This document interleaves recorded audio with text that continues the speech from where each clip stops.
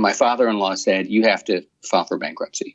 I contacted a couple of bankruptcy lawyers, and the one that I ended up with said, you don't need to file for bankruptcy. You need to get out from under the single debt that's killing you. You're listening to Financial Grown-Up with me, certified financial planner Bobbi Rebell, author of How to Be a Financial Grown-Up. And you know what? Being a grown-up is really hard, especially when it comes to money. But it's okay. We're going to get there together. I'm going to bring you one money story from a financial grown-up, one lesson, and then my take on how you can make it your own. We got this.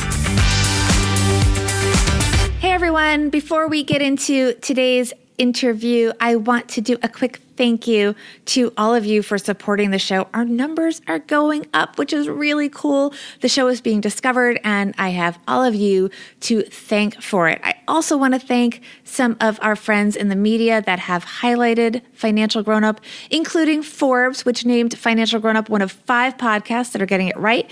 We were up there with some really big names like The Skim and Masters of Scale with Reid Hoffman and Powder Keg and a Rent the Runway related show. So it was pretty incredible to get that recognition.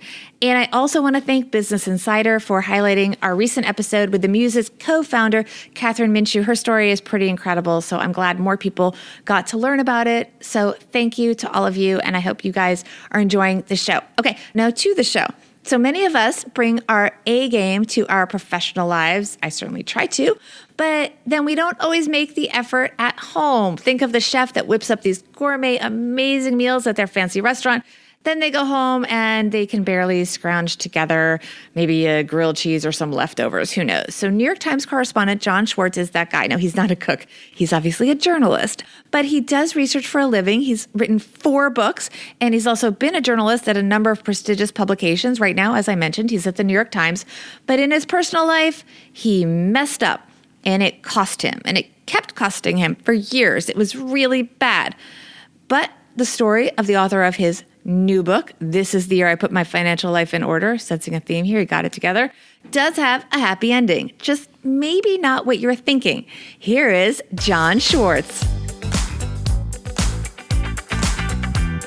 Hey, John Schwartz, you are a financial grown-up. Welcome to the podcast. Well, thanks. It's great to be with you.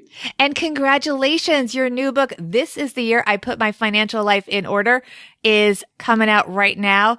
I whipped through this book, by the way, in a day and a half, which is pretty amazing because I can be a bit of a procrastinator, but I couldn't put this down. It was a great book. God, I'm glad to hear that. Thank you so much. How long did it take you to write it, by the way? It was a little more than 1 year. I brought that up because within the book is this gem of a money story that I don't know. I at first, when you told me it, I was disappointed in you. But when I read it in the context of the book, I respected you and I felt like, wow, this could happen to anyone. Tell us your money story. Well, we bought an apartment in New York, which is either a success story or the beginning of a horror story. In our case, it turned pretty bad because I got a job in another city. Which should be good. Again, career advancement. Exactly. But we got there, and not only could I not sell the apartment in New York because we had bought at the top of the market, but when we had a tenant, which also seemed like a pretty good idea, that tenant decided to stop paying and knew his rights, as he told me over the phone. I was either going to have to spend a tremendous amount of money on lawyers to get him out, or, as the super in the building suggested, kill him. No, exactly. He is alive and well. Let's just make that clear. Right. Well, at least last I checked. And then over time, all our savings were gone, and we were faced with near bankruptcy and ended up defaulting on the apartment and losing it. As a little side note, that apartment is worth more than $1 million today. Wow. And can you give us some of the numbers involved and how this happened? Well, it was $136,000. I believe it might have been $138,000. My memory is not perfect. But we were able to pull together the down payment, in part because my wife had a little inheritance from her grandfather, and I'd been making pretty good money at Newsweek. We were able to make the payments, but we were not able to make those payments and pay our rent in Washington. And that's where the money really started to kill us. And then the tenants weren't paying. And the tenants were paying nothing. Right. Well, we had the first tenant. I finally got him out at the suggestion of a very kind lawyer who said, send him a letter telling him that you won't pursue him legally if he just leaves. So you forfeited money. He was never going to pay. Right. I was going to spend more money pursuing this guy in court. And the lawyer very intelligently said, don't throw good money after bad. Just see if this is enough of an incentive to get him out. And it was. And he left. And then we got the next tenants in. And again, just as with the first guy, we did a credit check. Looked good. We tried to do eyes open transactions here. And the second couple was very nice. But a few months in, the woman called me and said, my husband's left and I can't pay. And I said, okay, get out. And that's when my father-in-law said, you have to file for bankruptcy. And I contacted a couple of bankruptcy lawyers, and the one that I ended up with said, you don't need to file for bankruptcy. You need to get out from under the single debt that's killing you. Everything else, you're making all your other payment. You're living right, but you have this one unsustainable debt, this mortgage. And so he walked me through the default process. So what is the lesson for our listeners here? The first lesson is failure, really crushing failure, as much as it hurts, is not the end of your life. It's not even the end of your financial life. We went through this more than 20 years ago. And you got to imagine, I was devastated by it. But over time, we were able to rebuild. Before doing the default, I had been able to get a mortgage on a place in Maryland. And so we had a home that we could not lose. So you were smart with your timing. You did this very thoughtfully. You didn't just let it default. You thought, okay, before we let this happen, what financial things can we put in order? Right. How can I fix this to the extent that I can fix it? And so we were in a house. We went through the process on the other place, and it was our new beginning. And that's the message, that you can take failure and turn it into the next step of your life. And in fact, when we sold that house 5 or 6 years later, we were able to sell it at twice the purchase price. Now, we bought it. It was a wreck, and we really had to fix it up. That's sort of the way we do things. We put in the work, and we found a place that was seriously underpriced in the market, largely because it was such a wreck. But that turned around everything for us. And so we went from total failure in a house to a pretty good success. I love a happy ending. And looking back, though, are there things that you would have done differently, or looking back, it just happened? I mean, would you have not taken the job in Washington had you known what a debacle the New York apartment would be? Or really, it just happened and this is the way your life is? I think I could have done some things more intelligently. The way that I was looking for an apartment was more about feel than really working through the numbers and understanding what I was up against. I didn't know, and might have been able to figure out, that this apartment, which was part of a co-op conversion, was happening in a building where the for-rent apartments were not shifting to co-ops quickly enough. And one of our big problems was that we couldn't sell it because banks didn't want to lend money in a down market in an undersubscribed co-op. Now, those were things I only learned after the fact, but wouldn't it have been smart to learn them before putting money down? Research counts. I mean, I do research for a living, right? I do research and I type. Your job, but not your personal life sometimes. That's what happens to all of us, right? That's right. And that's the story of this book, learning to do for myself what I do in my job.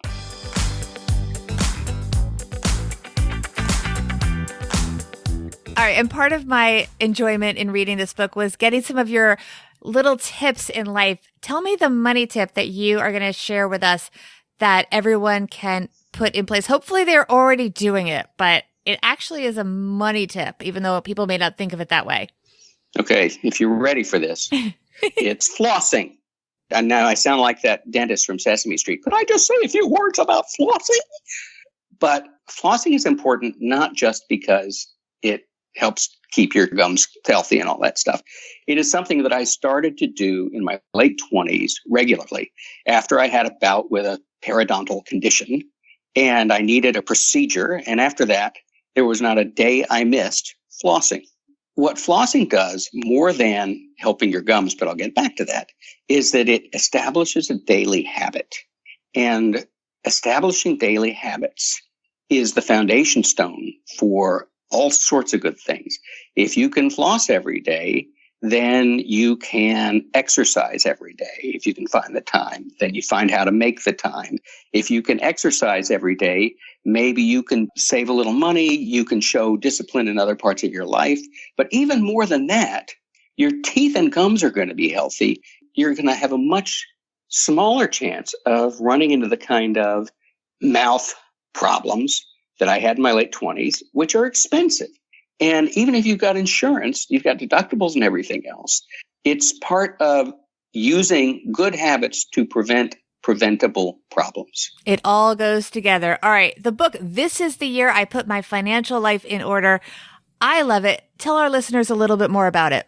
Well, it's coming out on April 3rd. It is part guide and part memoir, which is a sort of weird blend, but, Reese's put together chocolate and peanut butter, and that worked.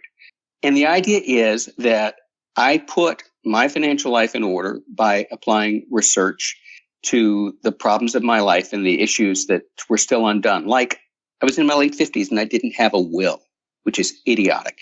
And I hadn't looked at my retirement to understand whether I was going to live comfortably or whether I needed to do more, whether it was a disaster. But you are okay, by the way.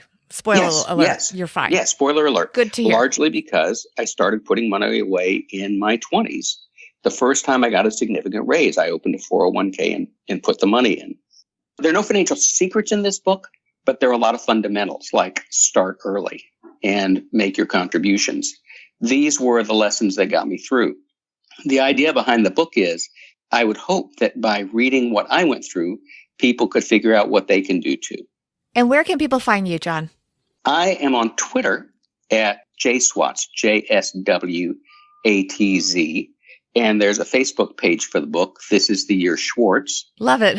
Yeah, it's fun. But the Facebook page is there to talk about the book and for people to talk about their own financial issues. And the book is going to be in stores or you can get it anywhere. Awesome. Well, I am a huge fan, John Schwartz, and I highly recommend everybody read it. It is a page turner, which is not typical of personal finance books. So definitely everyone check it out. Thank you so much, sir. Thank you.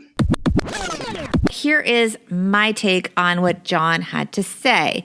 Real estate investing, glorified in our society, but make no mistake, it is a high stakes proposition, and sometimes life and the macroeconomy gets in the way.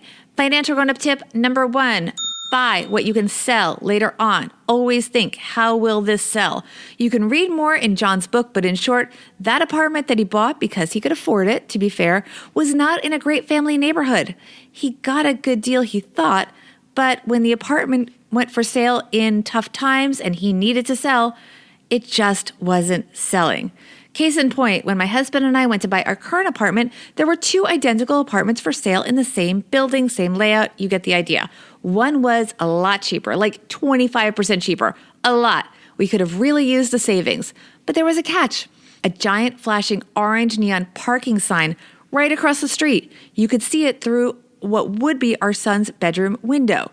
We rationalized a little bit. Many apartments in New York face brick walls, so this at least was facing, open air. Just at night, there would be this giant flashing parking sign. We could get blackout shades though, right? But you know what? We ended up going for the other apartment on a higher floor. Not a great view, but an okay view and no parking sign, because we knew that the pool of buyers when we went to sell would be limited, even in an up market, and it could be non-existent in a down market if we went to sell that apartment where people just would not buy it. Some people, no matter what, they are not buying the apartment with the flashing orange parking sign that would be in their child's room their whole childhood. So John found out that sometimes an apartment that's a deal is not really such a deal. Financial grown-up tip number 2, don't give up on real estate. John kept at it and had a great experience the second time around. I'm a big believer in owning your own home. The tax breaks are not as good as they used to be, but you're not going to live in fear of a landlord raising the rent or simply asking you to leave.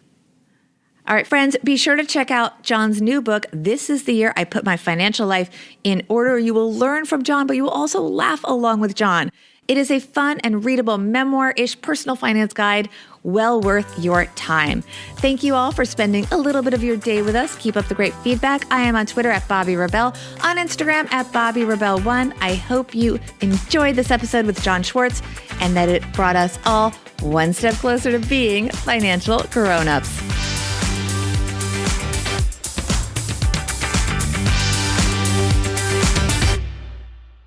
Financial Grown Up with Bobby Rebell is edited and produced by Steve Stewart and is a BRK Media production.